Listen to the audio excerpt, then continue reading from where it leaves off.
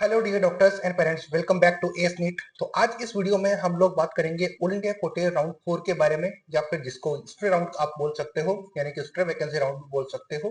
तो इस राउंड में आप में से जितने भी स्टूडेंट हैं वो इसी बात से कंफ्यूज हो रहे होंगे कि आधे आप में से होंगे जिनको की सीट मिली हुई होगी, या तो फर्स्ट राउंड में, या तो सेकंड राउंड में, या तो थर्ड राउंड में, चाहे तो वो स्टेट राउंड हो या फिर तो ऑल इंडिया कोटे का राउंड हो। तो क्या अब वो आगे के राउंड्स में क्या अपग्रेड कर सकते हैं, या फिर क्या वो एलिजिबल है उस राउंड के लिए, क्या क्राइटेरिया इस चीज का है, उस चीज को मैं डिस्कस करूंगा। और एमसीसी का जो नोटिस है उसी से आपको डिस्कस करके बताऊंगा कि उन्होंने क्या बोला है और अब आपके पास क्या अपॉर्चुनिटीज रहेंगी।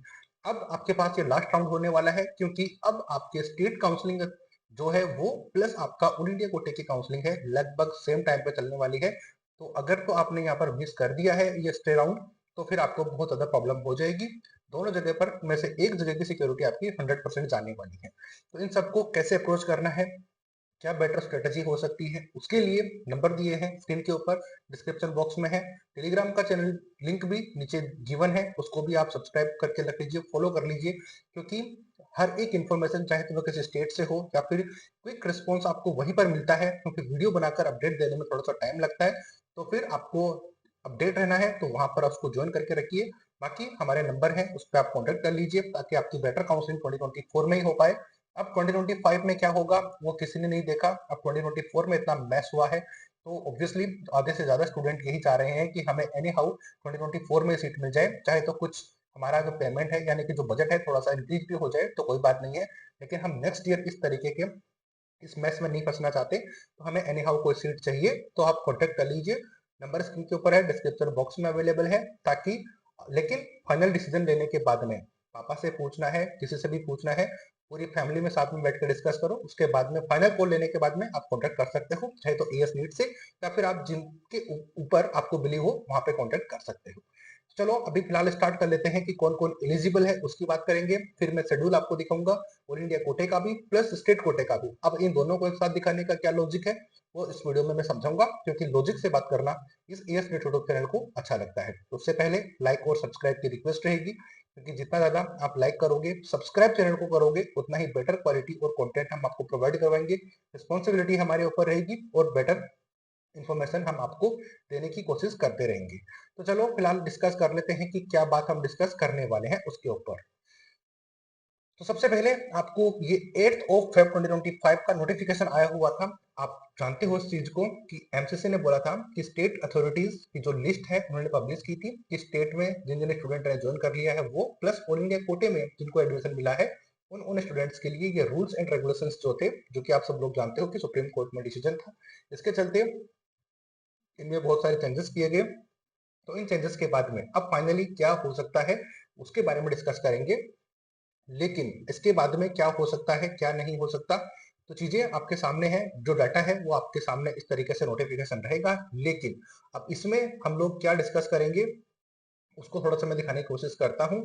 लेकिन ये जो ऊपर नोटिफिकेशन में नोट किया हुआ है, portal provide by the MCC latest update 5 PM और 11 डाटा शेयर करना है उनको so that candidate holding a seat. तो यहाँ पर उन्होंने बोला है कि जिन जिन स्टूडेंट में जहां पर भी यानी कि किसी भी अथॉरिटी में देख all state counselling authorities are requested to share their data joint candidate of all rounds held so far on the MCC portal provide by MCC 5, यानी कि 11th ऑफ फेब 2025 तक सभी स्टेट्स को अपना डाटा शेयर करना है कि किस किस स्टूडेंट ने एडमिशन ले लिया। अब डाटा शेयर करने का क्या मतलब है, इससे ये होगा कि जिन स्टूडेंट ने किसी स्टेट में स्टेट काउंसलिंग के राउंड थर्ड तक सीट ले रखी है, तो अगर सीट इन्होंने ले रखी है तो ये ना तो ऑल इंडिया कोटे की काउंसलिंग में पार्टिसिपेट कर सकते और ना ही किसी स्टेट की काउंसलिंग में पार्टिसिपेट कर सकते। इसका रीजन क्या है कि जो स्टे राउंड होता है, जो स्टे वैकेंसी राउंड होता है, ये हमेशा उन स्टूडेंट के लिए करवाया जाता है जिनको अभी तक किसी भी राउंड में कोई सीट नहीं मिली है, उनको फेयर चांस देने के लिए। क्योंकि अब जिनको राउंड फर्स्ट सेकंड और थर्ड इनमें से किसी राउंड में सीट मिल गई है, तो इसका मतलब ये है कि उनको सीट तो मिल गई है, इसका मतलब वो काउंसलिंग भी सही से कर रहे थे, लेकिन उनको सीट चाहिए नहीं है।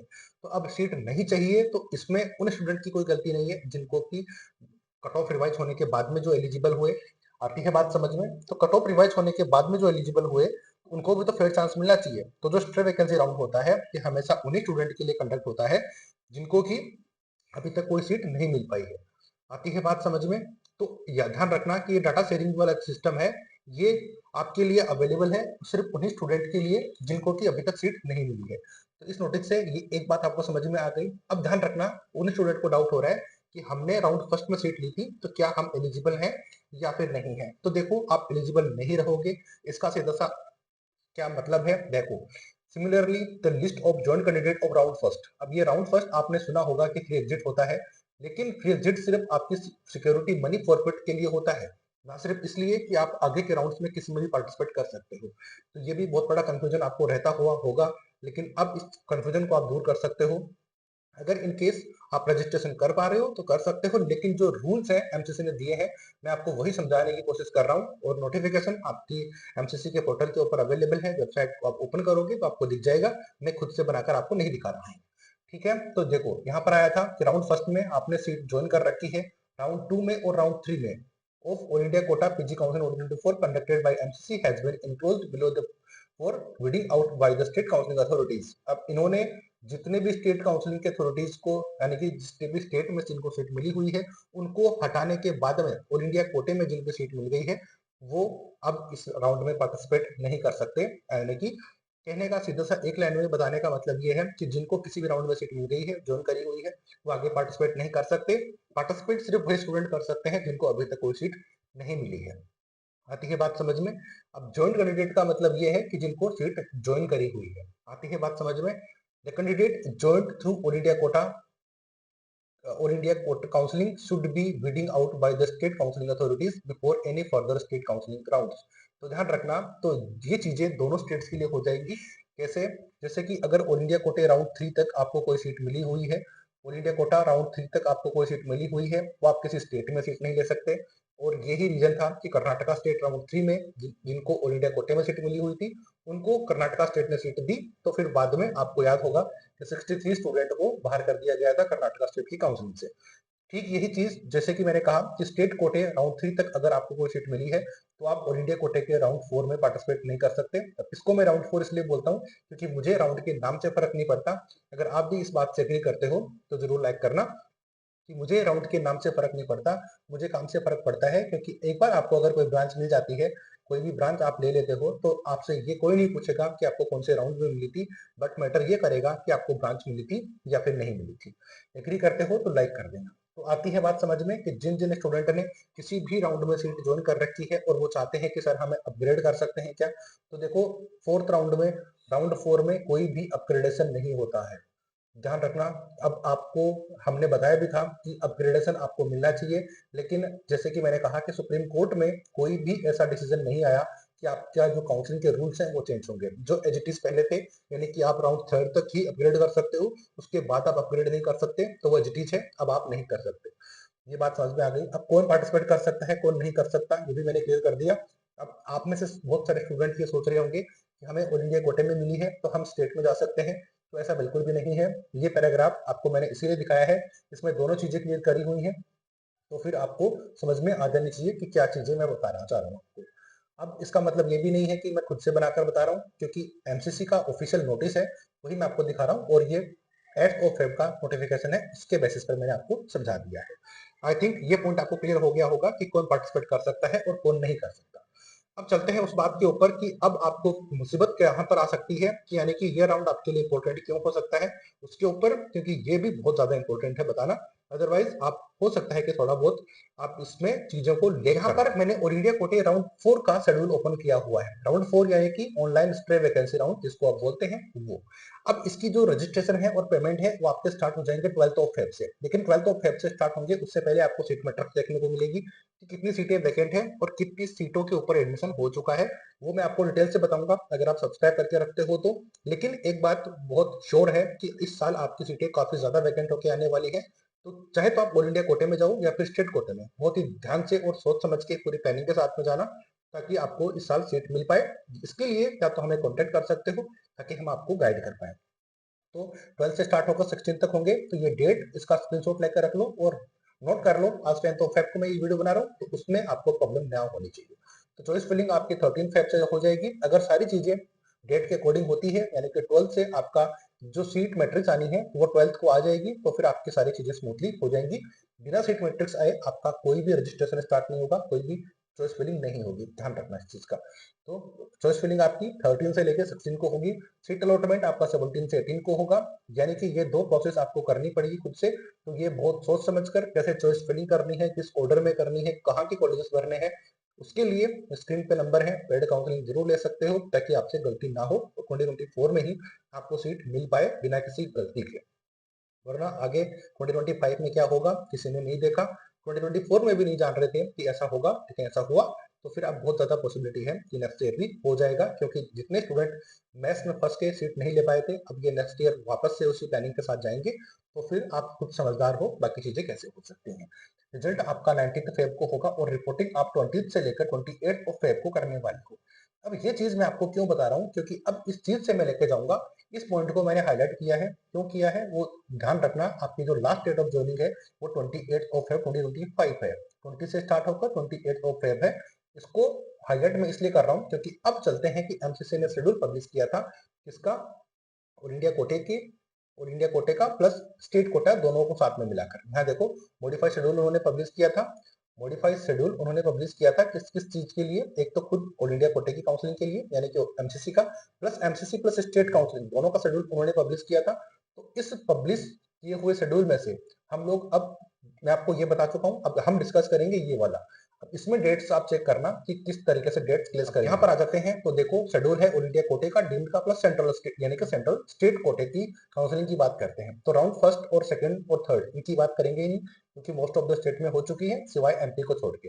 एमपी का वीडियो मैं ऑलरेडी बना चुका हूँ, तो लास्ट डेट उसकी 10th ऑफ फेब है रजिस्ट्रेशन की, यानी कि आज लास्ट यानी कि मिडनाइट तक है, तो आप रजिस्ट्रेशन कर सकते हो, आपके पास अपॉर्चुनिटी होगी, लेकिन एनआरआई से ज्यादा चांसेस रहेंगे। अब देखो stray vacancy round all India कोटे का स्टार्ट हो रहा है 12 से लेकर 18 ऑफ फेब तक रहने वाला है, आपने देख लिया। अब डाटा शेयर कब होगा, 1 ऑफ मार्च को होगा। ज्वाइनिंग ध्यान रखो कि आपकी कब है, ऑल इंडिया कोटे की 28 ऑफ फेब 2025 को है, प्लस स्टेट कोटे की भी 28 फेब 2025 को ही है। इसका मतलब ये हुआ कि जो स्ट्रे वैकेंसी राउंड है वो आपका साथ साथ चलने वाला है, चाहे तो वो स्टेट कोटे का हो चाहे तो ऑल इंडिया कोटे का। तो ये दोनों चीजें अब साथ में चलने वाली हैं। तो अब आप में से कोई स्टूडेंट ये नहीं बोल सकता कि सर हम लोग ऑल इंडिया कोटे में सीट मिल गई है तो स्टेट में क्या करेंगे, अब स्टेट में मिल गई है तो ऑल इंडिया कोटे में क्या करेंगे। तो यही स्ट्रेटजी बनाकर आपको चलनी पड़ेगी, अदरवाइज एक जगह की सिक्योरिटी मनी आप फॉरफिट कर लोगे। ऑल इंडिया कोटे के 2 लाख रुपए, या फिर किसी स्टेट में आपने किया हुआ है तो वहां के, अगर राजस्थान में किया है तो 5 लाख रुपए, और बाकी स्टेट में किया है तो वहां पर 2-2 लाख रुपीज आपके खर्च होने वाले हैं। तो ये बताने का मेरा मतलब था कि दोनों चीजें एक साथ चलने वाली हैं, तो बिना स्ट्रेटेजी के आप इसमें प्लान नहीं कर सकते। आती है बात समझ में, इसके बाद में आपको समझ में आती है। तो 1 मार्च को डाटा शेयर होगा, ठीक है।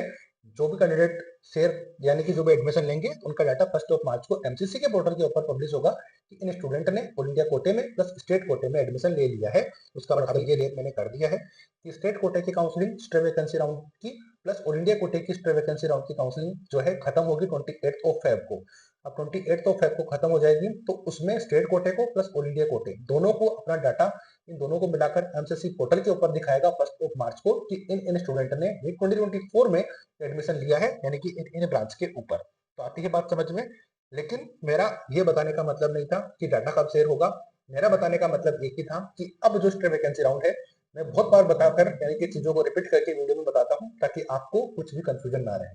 तो रिपोर्टिंग आपकी 20 से लेकर 28 को होने वाली है, लेकिन मेन डेट जो है 28 है, यानी कि इसी डेट को स्टेट कोटे की काउंसलिंग खत्म होगी प्लस ऑल इंडिया कोटे की काउंसलिंग एंड होने वाली है। तो दोनों को बहुत ध्यान से अच्छे से मैनेज करना आपकी रिस्पॉन्सिबिलिटी है, अगर आप खुद से काउंसलिंग कर रहे हो तो। अगर किसी से कंसल्ट में हो तो फिर कोई प्रॉब्लम नहीं। तो ये थी कंप्लीट डिटेल कि आपका राउंड कब से स्टार्ट होगा, सीट मैट्रिक्स पब्लिश होने वाला है जी का, अब कब तक हो जाएगा। अभी 10th ऑफ फेब को मैं ये वीडियो शूट कर रहा हूँ, तो अभी तक तो कोई अपडेट यहाँ पर पोर्टल के ऊपर है नहीं, और जैसे ही अपडेट आएगी मैं आपको गाइड कर दूंगा। तो मैं अजय शर्मा एस नेट के थ्रू आपको सारी गाइड प्रोवाइड करवा रहा था। उम्मीद करता हूँ ये भी पॉइंट आपको क्लियर हो गया होगा कि कौन एलिजिबल है, प्लस जो ऑल इंडिया कोटे का राउंड 4 है वो कैसे कंडक्ट होगा, कब से कंडक्ट होगा, प्लस स्टेट कोटे की काउंसलिंग जो है वो भी सेम डे को एंड होने वाली है जो कि ऑल इंडिया कोटे की होगी। ये पॉइंट क्लियर हो गए हैं। अगर कोई और भी डाउट है तो आप कमेंट करके जरूर बताइएगा। प्लस आपको ये वीडियो कैसा लगा वो भी कमेंट करके बताना, हेल्पफुल है तो जरूर कमेंट करके बताना।